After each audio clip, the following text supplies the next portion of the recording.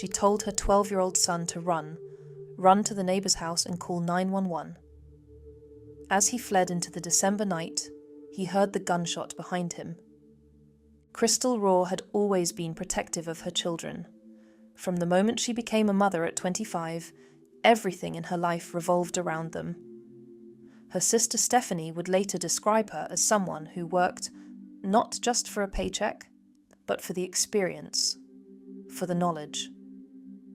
As a single mother, Crystal juggled work and her kids while never missing a school function, award ceremony, or field trip.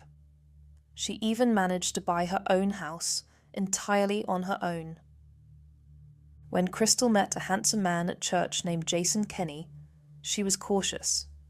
She had 2 children to think about, and she wasn't going to introduce just anyone into their lives.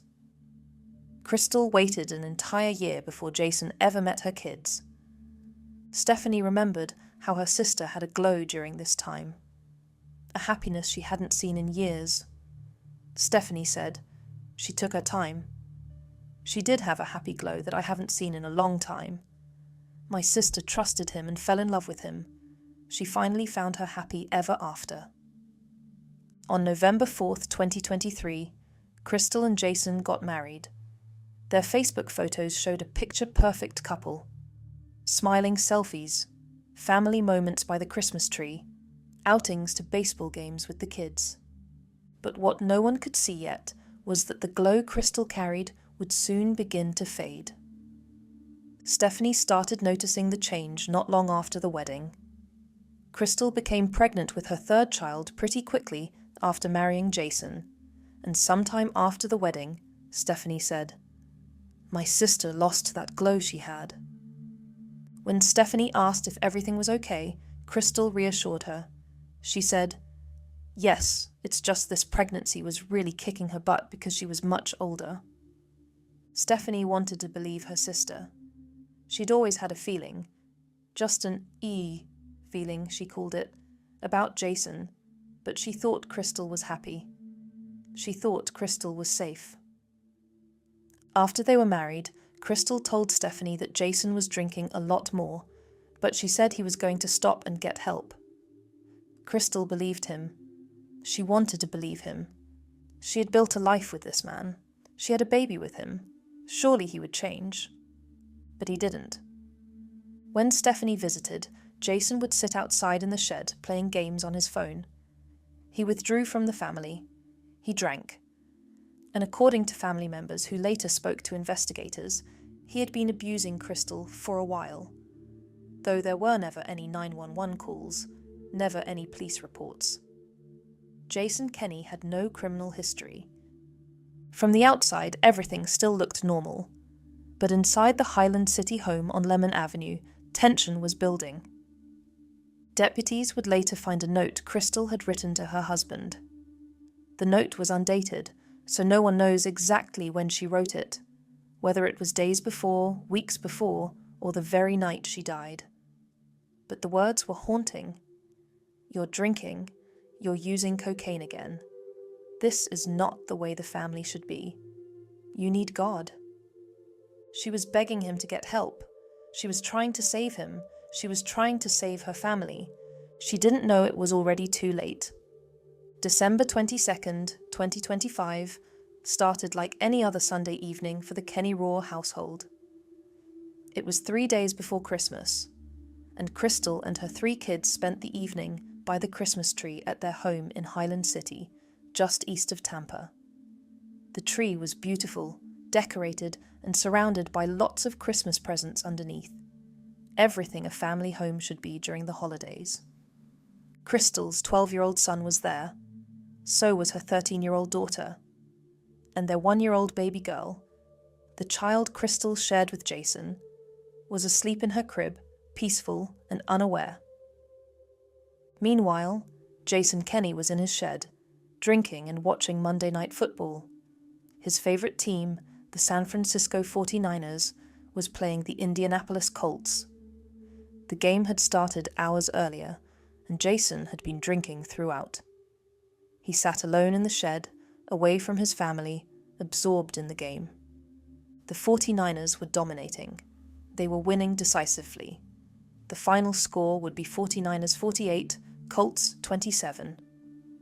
Around 11 p.m., Jason decided to come inside and watch the end of the game on the television in the living room, where Crystal was.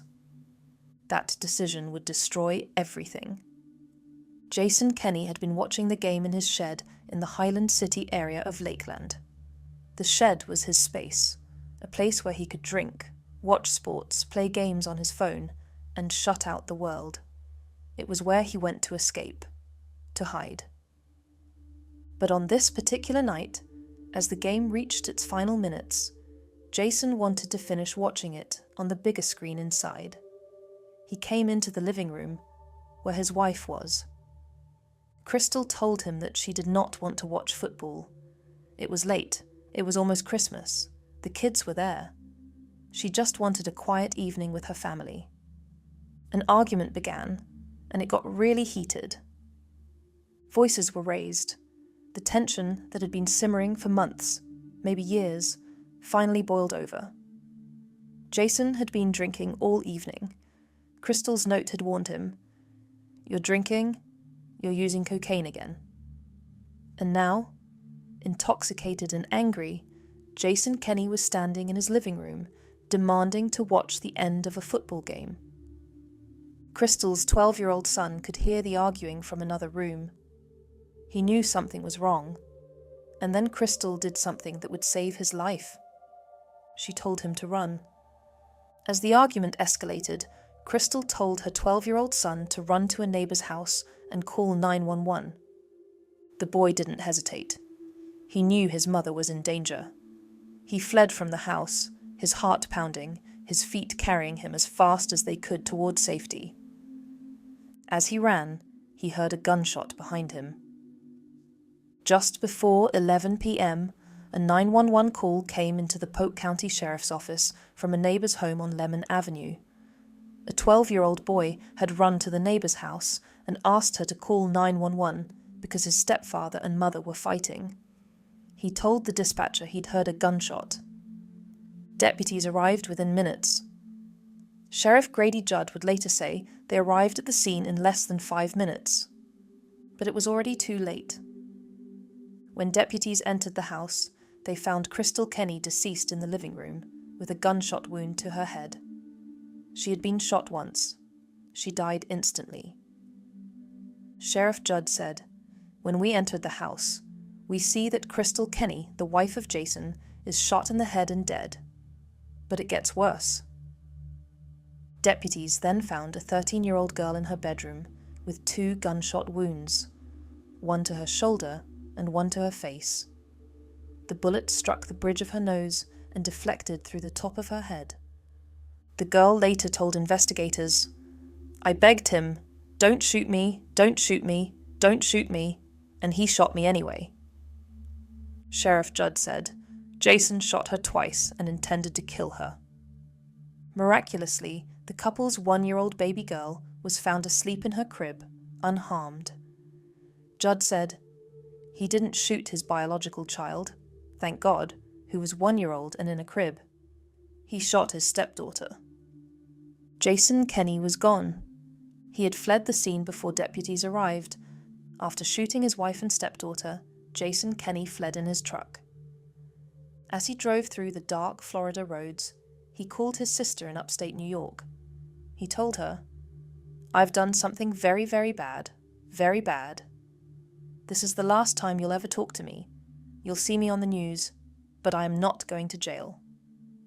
Jason drove to his deceased father's home in Lake Wales and went into a shed on the property. Deputies tracked him down and ordered him to come out. Then they heard a single gunshot. When deputies entered the shed, they found Jason Kenney dead from a self-inflicted gunshot wound to the forehead.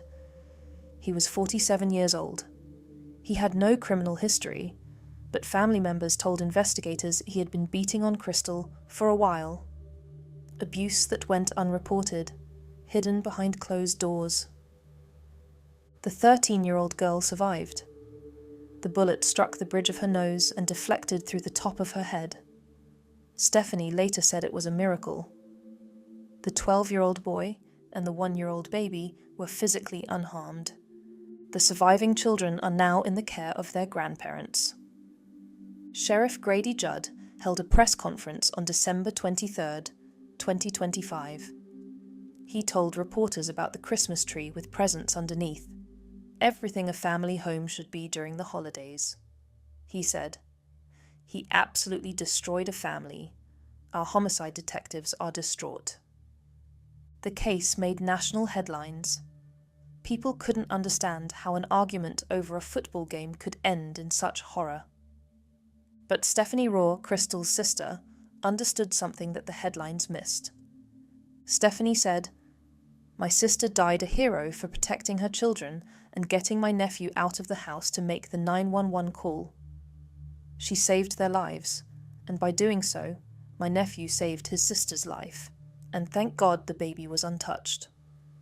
Crystal Rohr spent her final moments doing exactly what she had always done, protecting her children.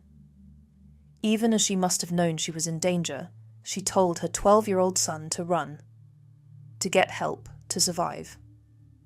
Stephanie told reporters, "I will never let these kids forget the love and strength and courage she had for them.